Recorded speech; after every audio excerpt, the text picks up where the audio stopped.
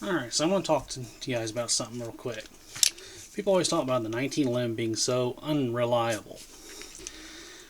You know, always having this debate over Glock versus 1911. Well, to end that question once and for all, Glock or 1911? Both. Tired of you all the fogies and all these young kids bitching about wow, one's better than the other. Shut the fuck up and buy both. The reason why the 1911 is often so unreliable is because of the extractor. I learned the hard way over years of owning guns that you really should not lock this, should not really hit the slide release and shut the slide on an empty chamber. That destroys the extractor. Every time you do that, you're pretty much going to have to pull your extractor out and bend it back the way it was. Because every time the extractor loses tension, you will have failure to feeds, or you'll have stovepipes. So, if you're going to practice reloads on a 1911, use snap caps. Otherwise, get into a habit of easing the slide down. Don't let it slam shut. If you like your gun to work, don't do that.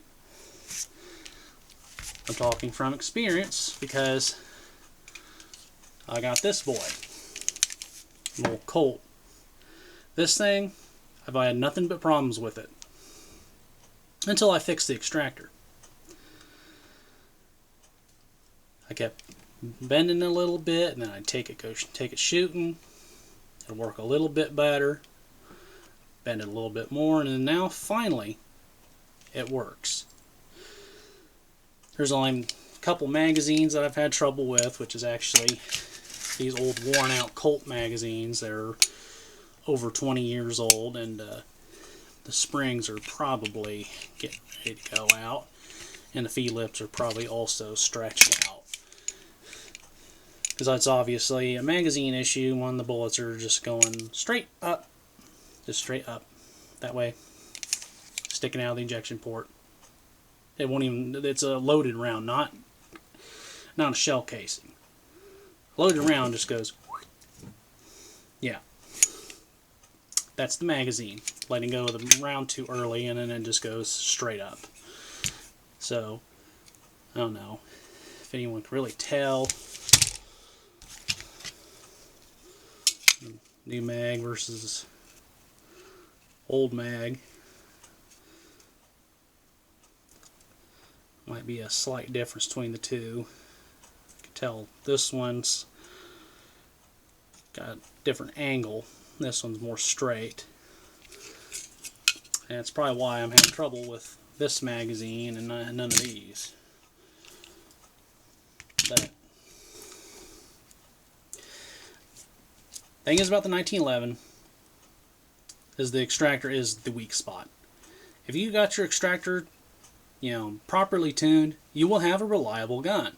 Now, not every 1911's gonna feed hollow points. It's an old, dated platform, but there's nothing really wrong with it. Every modern firearm is based off these. Even the Glock borrows a little bit from the Browning design. So,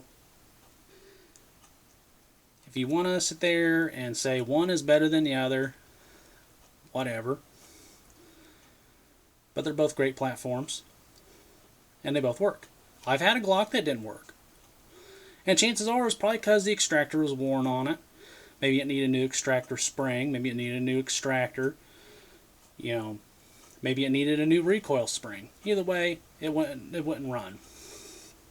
And I got rid of it. But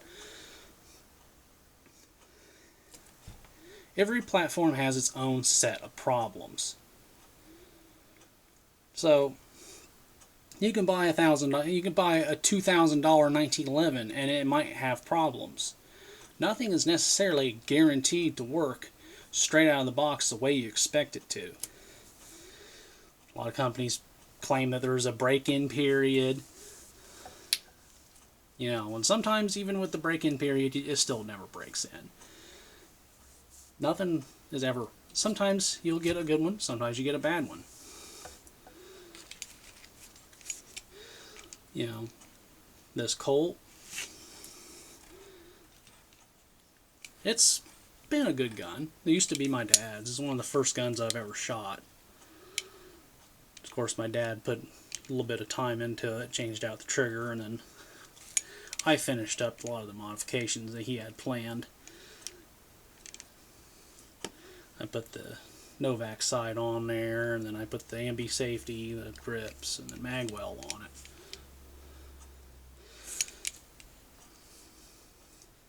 But you know, like I said, you gotta watch that extractor. Do not slam the damn thing shut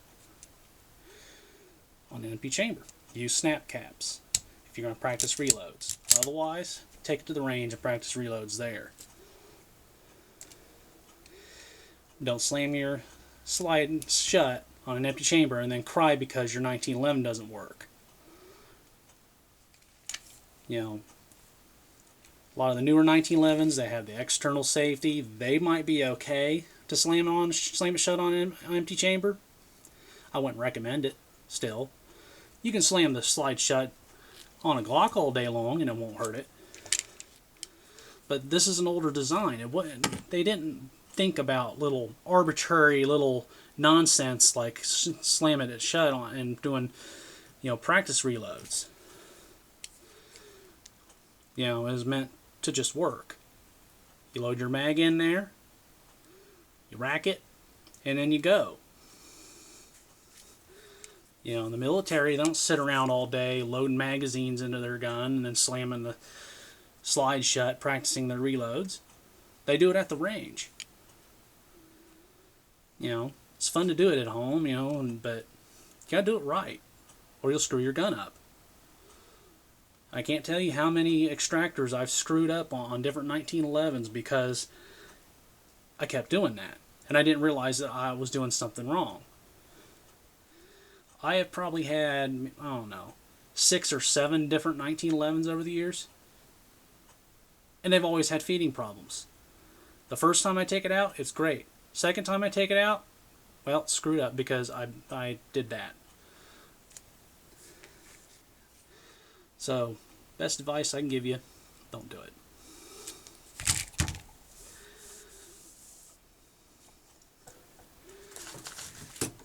Now, Glocks.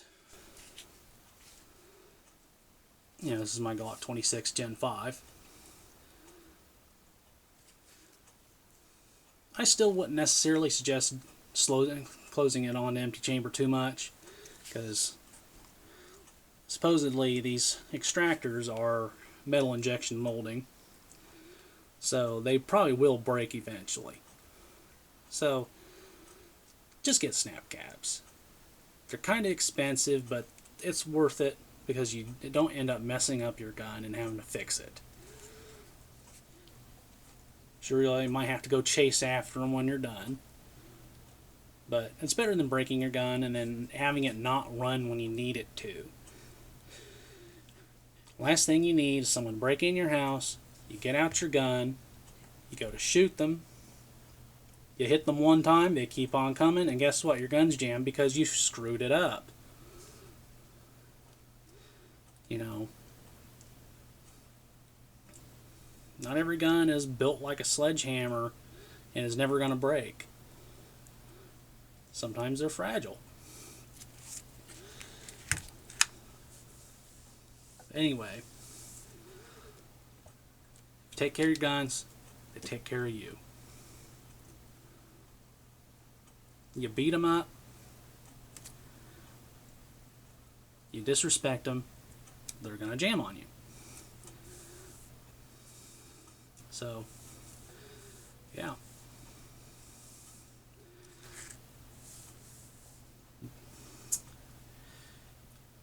That is why the 1911 has reliability issues. It's the magazines and the extractor.